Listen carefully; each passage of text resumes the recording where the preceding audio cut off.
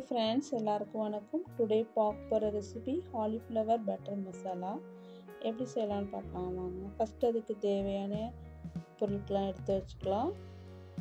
First cauliflower மஞ்சள்தூள் add பண்ணிவிட்டு நல்லா சேர்த்து வேக வச்சு எடுத்துக்கோங்க. லைட்டாக வேக வச்சா போதும்.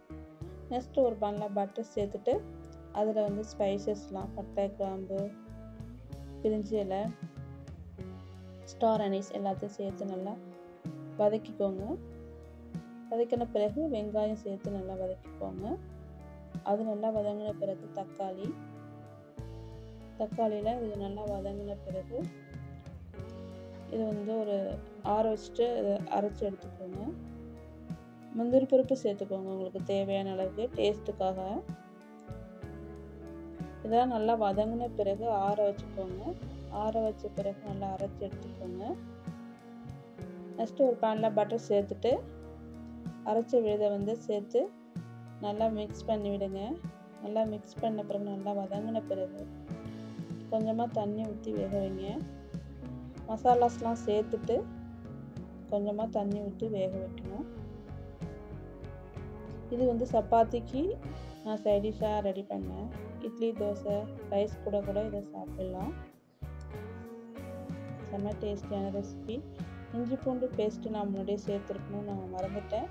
நீங்கள் வந்து ஃபஸ்ட்டு பட்டர் சேர்த்தோன்னே அதை வந்து சேர்த்து நல்லா வதங்கின பிறகு சேர்த்துக்கோங்க. இல்லைன்னா நீங்கள் வந்து தக்காளி, வெங்காயம்லாம் வதக்கும் போது இதை வந்து நீங்கள் வந்து அதோட சேர்த்து இஞ்சி பூண்டையும் சேர்த்து வதக்கி அரைச்சும் எடுத்துக்கலாம். அதுமாதிரி எடுத்துக்கலாம். இல்லைன்னா இஞ்சி பூண்டு பேஸ்ட்டை அரைச்சி நீங்கள் பட்டரில் நல்லா வதக்கின பிறகு இந்த பேஸ்ட்டை சேர்த்து வதக்கி எடுத்துக்கலாம்.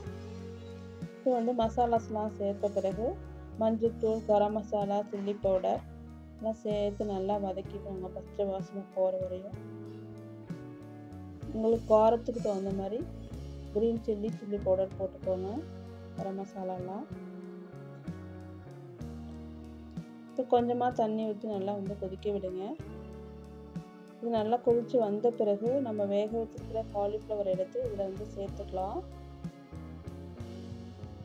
காலிஃப்ளவர் வந்து லைட்டாக வேக வச்சா போதும். காலிஃப்ளவர்லாம் சேர்த்த பிறகு நல்லா காலிஃப்ளவரோட இந்த மசாலாஸ்லாம் நல்லா மிக்ஸ் ஆன பிறகு நல்லா கொதித்து வந்த பிறகு தேவையான அளவு உப்பு சேர்த்து நல்லா கொதிக்க விடுங்க. இதில் வந்து கொஞ்சம் லாஸ்ட்டாக பட்டர் சேர்த்துக்கோங்க.